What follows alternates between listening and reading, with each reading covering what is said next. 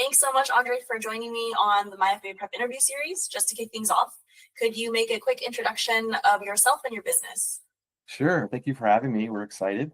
Yes, my name's André Fasciola. I'm CEO and co-founder of Matcha.com. We launched the brand in 2016, myself and my business partner, co-founder, the OG of matcha himself, Dr. Andrew Weil, who first had matcha back in 1959 and had worked ever since then to get matcha really known in the United States and across the world. So here we are almost 10 years later. The business has grown exponentially. We've got about 50 employees now, and we're just really very fortunate to be in the matcha space, even though the whole matcha world is upside down right now. Can you tell me a bit more about how you got into matcha and this industry? Yeah, sure. I first had matcha in about 1999, right around the same time I met our co-founder, Andrew Weil. He was at that time a really big proponent of matcha. He traveled to Japan a lot, and he always had this green powder in his freezer. And one day we were over for a breakfast meeting, and I asked him, what was that? And he's, oh, that's matcha. And he opened the tin, and it was this beautiful, vibrant green powder. And I tasted it for the first time. And not only was the taste just really delicious, but I was really surprised how it made me feel. I was energetic, but just felt calm. And that's when I first started drinking matcha. Although at that point, here in the States, it was really hard to get high quality matcha. So it really wasn't until 2007 when I made my first trip to Japan where I really was introduced to not only great quality matcha, but also the culture of matcha, the tradition of matcha, and how it is so intertwined with the Japanese culture. That's when I fell in love with the ritual of matcha and came back to the States and really struggled again, not being able to find good matcha.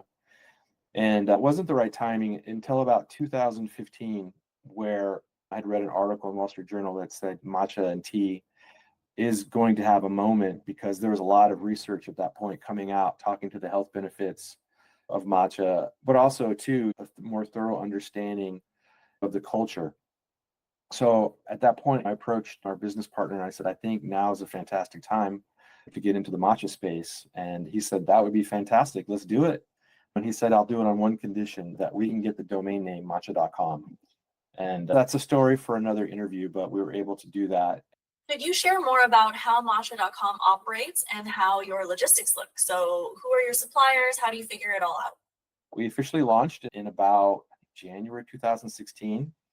In the first year, it was just really slow. We had invested a lot of time and energy in content, putting out really good content about what makes matcha good, where the best matcha comes from, how it's processed, why it's expensive because it's very labor intensive. And so for the first year, we just put out tons of content, and not much took place until Dr. Weil was on the podcast. And then all of a sudden, like overnight, it just blew up. Hundreds and hundreds of thousands of people hitting the website. We sold out of inventory instantly. And then 12 times over, we had to do emergency shipments of matcha on an airplane, which was really expensive. And back then, it was just myself and my wife. And, the two of us were literally in our garage for about 4 months, packing up matcha kit orders, loading up my old Ford truck, taking it to the post office about 20 times a day. Eventually, the post office was like, dude, you got to stop. We have a commercial. And then that's how we started. And then every year since, our business has probably grown between 100 and 200% year over year, every year. And then the last 3 years, it's been 1,000%. Yeah, we've come quite a long way since day one. Again, day one, it was just me in my garage with my wife packing orders. And I will say that was a pretty vital part of the business, just learning about the difficulties in providing a supply chain that way. So year one and year two, we teamed up with a small fulfillment house on the East Coast. But by year three, we outgrew them pretty quick.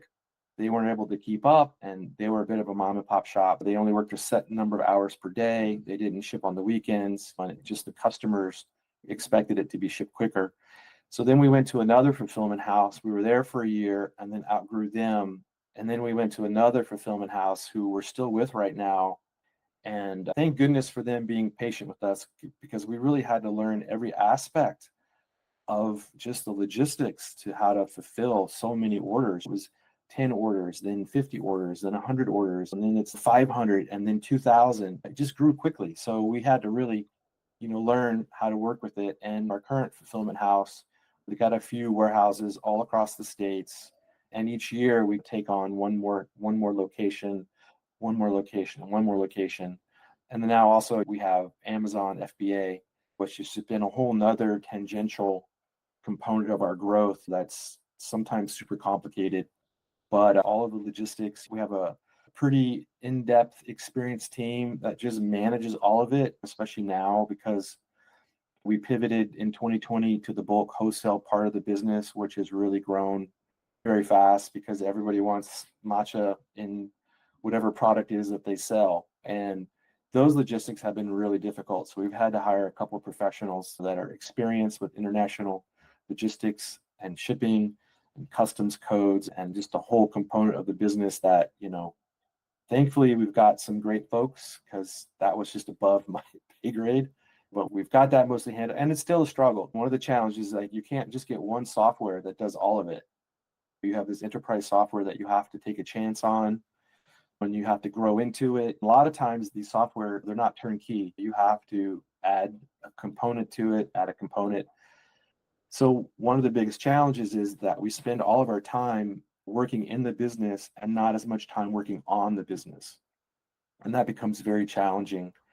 And it's something that we still struggle with on top of the exponential growth. What an amazing growth story. Can you share some of the harder logistics lessons that you had to learn? I think for a brand, it's hard to say this, right? Because if you're up and coming brand, again, you're focused on running the business, not working on the business. In retrospect, it would be great if we had the time and ability to pre-interview a facility to say, hey, yes, this is what our expectations are. These are the types of logistics we need. These are the kinds of people we need. But it always seems like you have to do it backwards. You have to figure it out yourself and then go, oh, this is what we should have done. We should have automatically gone to a bigger fulfillment house at the beginning. But the challenge with that is they wouldn't really take us because our volume wasn't to a certain level. So we had to grow into being able to do that. I will say too, during COVID, it was pretty difficult as far as trying to scramble to figure out how we were going to get matcha, what would make it cost efficient. And then the prices really, they went up incredibly on the freight on the plane, freight. So I would say that what we should have learned, is that you want to have dedicated professionals that you consult with maybe before you get excited about being able to launch a business. So you want to have maybe a mentor, or you want to have somebody that's really experienced that you can just talk to and say, hey, what can I expect here? Back 5, 6, 7 years ago, that information wasn't readily available on the internet like maybe it is now. With the social media platforms where there's consultants that talk about it all the time, and you can just go to the feed and be like, oh yeah, we should try that. Those things really weren't there. So I would just say that know what you're getting yourself into. Maybe hire a consultant who's experienced with logistics, import duties, customs, those types of things, and just have a bit of a conversation before you jump into it. So I heard there was a concerning trend in the industry where some sellers don't uphold the same quality standards as you do. Can you share a bit more about that? Yeah, that's something that we're challenged with right now. It's very upsetting and frustrating. Again, 10 years ago, our goal was to provide the best quality matcha possible and price point second, which was different from most people. We always thought whatever it's going to cost is what it's going to cost. We're just going to provide the best and let people make up their own decision in their own mind. And that's worked out really well for us because in the industry, I think that we're really well respected for upholding matcha, talking about the culture, on educating folks as to the difficulty that goes into making great matcha. It's a very labor-intensive process. There's a lot of hands on it. It takes a stone grinding wheel close to 45 minutes to grind down 30 grams of matcha. So it's a timed process. And then on top of that, not really outside of Japan do you have the exact right growing conditions to grow high quality matcha. Despite what people say, there's a lot of armchair quarterbacks out there on TikTok, right now, that got a lot of followers thinking they know what they're talking about when they've never been there. They don't understand it and they just want to have comment, and that's cool. I try not to watch those because I cringe. But Japan, interesting enough, is that it has the exact soil conditions that you need to grow very high quality matcha, particularly in the Uji area. But you've got just the right amount of acidic volcanic soil. You've got cool mornings, you've got warm afternoons, you've got humidity, you've got mist. And then also on top of it, the Japanese over the last 800 years have really perfected how to grow incredibly great matcha because they have to deal with soil conditions. They have to deal with atmospheric conditions. And some plants don't do well in a cold environment. Some plants don't do well in a hot environment. So they've really perfected how to grow this fantastic matcha. So unfortunately now, given the market conditions with matcha, is the global demand. We've got climate change that reduced the crops last year by 20%, which was just terrible. We're starting to hear rumblings in the industry of what we call fake matcha, which is basically just, it's inexpensive green tea that is like the floor trimmings of high quality loose leaf tea production, right? It's all the leftovers they just put on the floor. They're packaging that up, they're grinding it, they're sending it to the States. And you can tell what it is by looking at it because it's not a super fine particle matcha that you'll find high quality, right? It's got little sticks and twigs and it's dull brown. It doesn't have any of the health benefits of matcha. And folks are calling it matcha. It's just basically cheap sencha tea that's not shaded for the 3 weeks that matcha is to produce the chlorophyll, the amino acid, the catechins. And given the demand, I think that now we're starting to see this fake matcha come into the market. And my fear is that it'll find its way in subscription-based big box stores, and people will see that as matcha, and then they're not getting matcha per se. And it's really hard unless you're in the industry to know that's happening, but we're hearing that it is happening. So I would say, folks, beware, know where you're getting your matcha from, buy it from a trusted retailer, with a long history. And quite honestly, if you go into a store and you see a giant bag of matcha for $10, that's a clear indication that you're not getting matcha. You're just getting cheap, ground up sencha tea. That's something that we're trying to communicate with. So thank you for the opportunity to have that conversation with folks, to tell people, out there, buyer beware.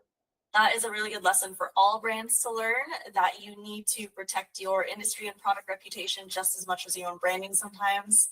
Because, for example, if people think that all matcha is not a good product, then your own brand will suffer as well. Yeah, absolutely. And I would say, particularly TikTok, it's unforgiving for a brand. And I think that the younger generations, they really value transparency. They really want to know what they're consuming, where it's coming from. And I would say those stores beware, because I think that if they do that, and even though, here's the thing, they themselves might not know, right? They rely on purchasing managers who really adhere to the bottom line, to the margin. So they might not even know. I think that the repercussions will be swift. But you're right, it's about brand reputation, and a brand that values the reputation. There's a lot of brands that just pop up real quick and spend millions of dollars on ads to blow up the brand and then have an exit to a private equity firm. Those firms, not saying they're all like that, but I'm saying, like, if you don't care about it, you don't care about it. But people will call you out for sure. So beware. So digging a bit deeper into your knowledge about matcha, since it's so clear that you know a lot about the growing process and all of that, can you please clarify the difference between sencha tea that you've mentioned and what goes into fake matcha, what happens to real matcha? So I'm curious, what's the difference between sencha and matcha, and what happens with the fake matcha? No knocking sencha, right? Sencha is fantastic. It's a delicious tea. It's really what's consumed mostly in Japan, not matcha. They've been growing sencha for a very long time, and sencha is a fantastic tea. But having said that, what makes really high quality matcha is obviously the location where you grow it. It's the type of soil, and then it's the care that goes into caring for these plants. All tea comes from the same tea plant, Camellia sinensis, right? How you get different types of tea is how the tea is processed. And even within sencha, there's lower type quality sencha, where the tea leaves aren't picked in the first harvest, not the second. Sometimes there's a third and fourth harvest. By the time you get to that point, it's much more astringent and bitter. It doesn't quite have all of the health benefits. But with high quality matcha, you have the first, second, and third harvest, and the first harvest has the best tea. The second harvest is still fantastic tea. You just go a little further down the tea plant. And the most important thing about growing matcha is that it's shaded for a number of weeks before you harvest. And that's where a lot of the magic happens. You shade it, the tea plant has to struggle to get to as much light as they can, which creates a lot of chlorophyll and a lot of the good things that make fantastic matcha happen in those last 2 or 3 weeks. Now, with Sencha, that process isn't followed, especially on the lower quality Sencha. But what happens is that, it's green. Sencha can be ground up to look like matcha, but it doesn't quite have the same taste. And then the fake stuff, it's just the flavor is very bitter. It's a bit of a dull green. It doesn't have any of the health benefits. So even the high quality Sencha and the high quality matcha, it's difficult to distinguish unless you really know what you're tasting and your farmers and your producers and you understand that flavor profile. What happens with the Sencha on that side of it is they're not even blending it with different cultivars. What makes matcha taste great, and there's some controversy right now. Some people believe a single cultivar tastes just as good as a blend. I'm on the preference that the Japanese folks know what they're doing. They've been doing it for a long time. They blend the matcha to get that perfect taste. So on the fake matcha side, if you're drinking it and you can't like stomach the flavor and you have to add sugar and milk, that's a clear sign that is not real matcha. So those are just some small indicators that you could look at. I will mention that perfectionists are who you want to be working on your matcha, so it sounds like you found great suppliers for that. Yes, absolutely. They have many generations of perfecting the right growing conditions, harvesting the right cultivars that add to the flavor, and just amending the soil so that year in, year out, it produces the healthiest, tastiest tea plant. Some of these other locations, I won't say any names, it's easy to go on the internet. And now, given the global demand, these countries are really trying to get into producing matcha. They don't have the equipment, they don't have the knowledge, but it takes generations to learn how to do this. And they don't have the right cultivars, they don't have the right growing conditions. And now we're starting to see a lot of, this fake matcha start coming from these other places. So again, I think it's, your customers really need to be educated and learn and buy from a reputable place with a good reputation. But yeah, to your point, the Japanese folks have perfected how to make the world's best matcha. Can you tell us more about how you uphold your industry standards and the packaging and thought that goes into keeping your matcha and your product fresh? Well, thank you for that.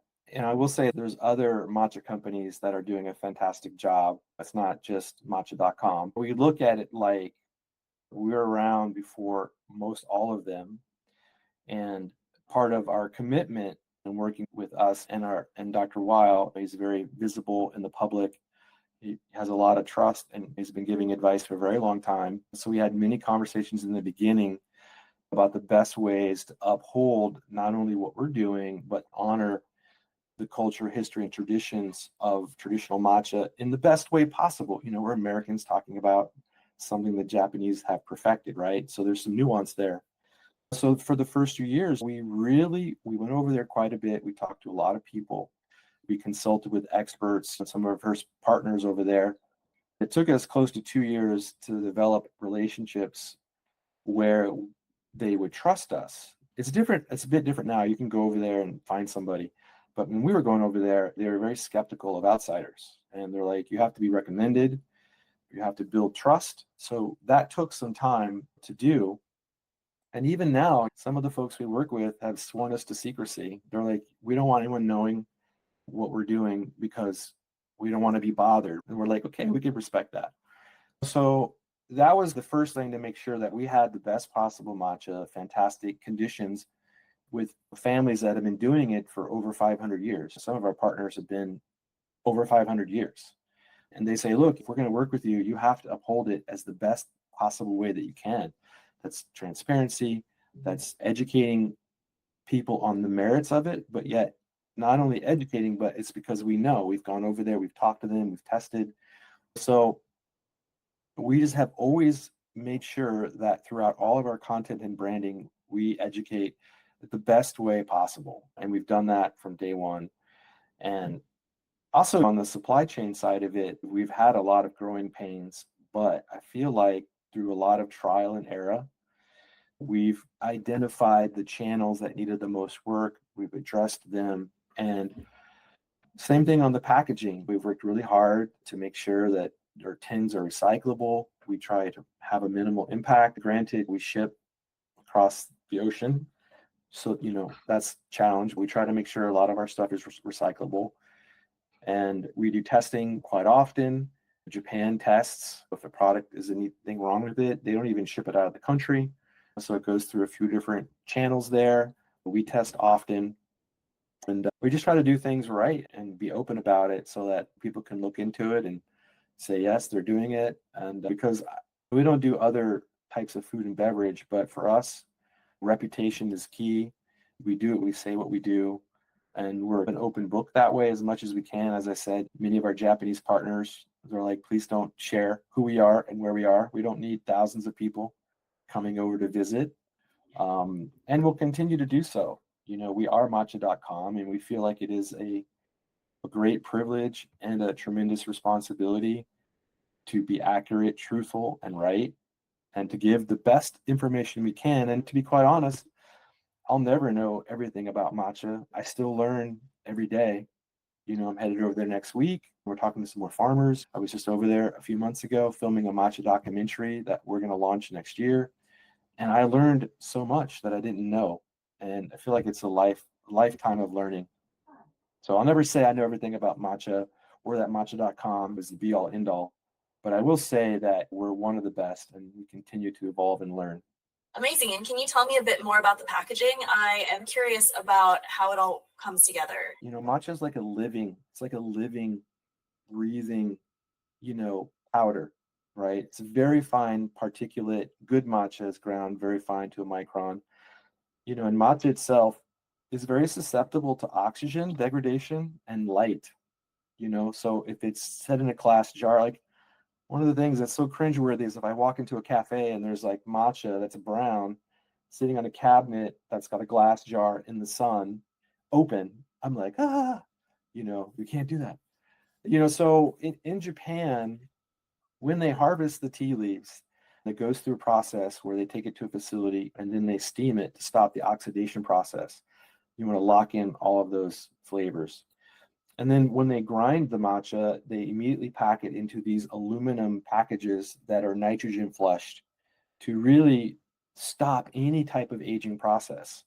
And then for us, and we're seeing some competitors not even go through this process, we double package it so that the matcha stays super fresh. So it's in an aluminum pouch, and then it goes into an aluminum tin, and then it's vacuum packed and sealed. So we feel like that should be the industry standard because that's the best way to package matcha, especially if it's going to get shipped halfway across the world. We do see some competitors where they don't do that at all. They just put it into a can and you pull the lid. And I'm not saying that's like bad or good. I'm just saying how we do it is maximum freshness. Sometimes we ship over on planes when we need it really quick. It's pretty cold up there at 30,000 feet. Other times we ship on a container in refrigerated containers because we look at matcha as live. It's alive, right? You want to protect it as long as you can. And we've always done that from the beginning and we'll always continue to do it because I want our customers to have that experience, even though sometimes it's very like challenging dexterity wise to get the package open and put it in the tin. That's part of your matcha experience. But we want it to be almost as fresh when you open that can and drink it as when it was packaged in Japan. And we'll always strive to make sure that we do the best we can. And of course, we always say once you open it, put it into an airtight tin and put it in the freezer. Some folks say you don't need to put it in the freezer, you can just put it in the refrigerator. Some folks just put it on the counter. But if you're spending a lot of money on really high quality matcha, you would want to protect it as best you can. So I'd say put it in an airtight container and keep it in the freezer. That's what I do. That's what Dr. Wild does.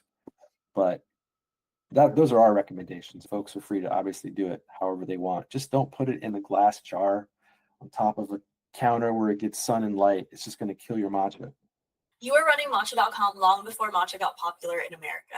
Can you share some of your market penetration tips on working with a niche product? I mean, we learned the hard way over years and years of trial and error.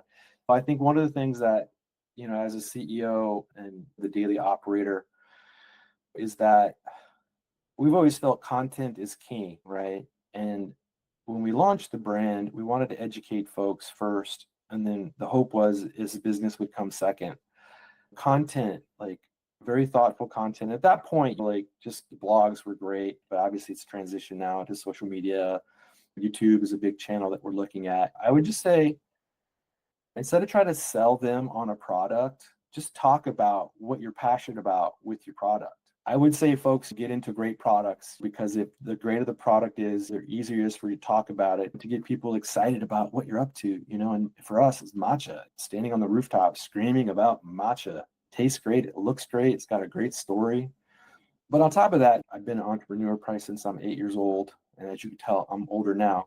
So there were a lot of businesses that I tried that didn't work. So right place, right time, right product with matcha, like all those three really hit. But in the beginning, we had to really fight to get it out there, to figure out what we're doing. And we were very fortunate to have a co-founder such as Dr. Weil, because what we found out really early on is that paid advertising is a heavy slog. And for most, it's a losing proposition. It's 1-to-1. You spend $1 to make $1. It's just a crazy beast. How do you fight through that noise? And we were very fortunate to be able to get Dr. Weil on podcasts. And 5 years ago, 6 years ago, now there's like thousands, but then maybe there were hundreds. And there were a handful of ones that were really big, and given Dr. Weil's tenure in the place, he was on the Ellen Show. He got on to Dave Asprey's podcast, Jay Shetty podcast. And we thought if we could do this, it would be great because, if we didn't have to spend $1 million trying to get to 1 million people, maybe we can use a channel where we can get one person who has 1 million people or 2 million or 3 million or 4 million. And I will say the caveat is, right, you obviously have to have something worth saying. And Dr. Weil has a lot to say. And we just made sure that each time we got on there, there was a conversation about matcha. That was the prerequisite. Through probably those 24 podcasts, we were able to access hundreds of millions of people. And that was at a time when not many people really knew what great matcha is. And now those things are all clipped up on the internet.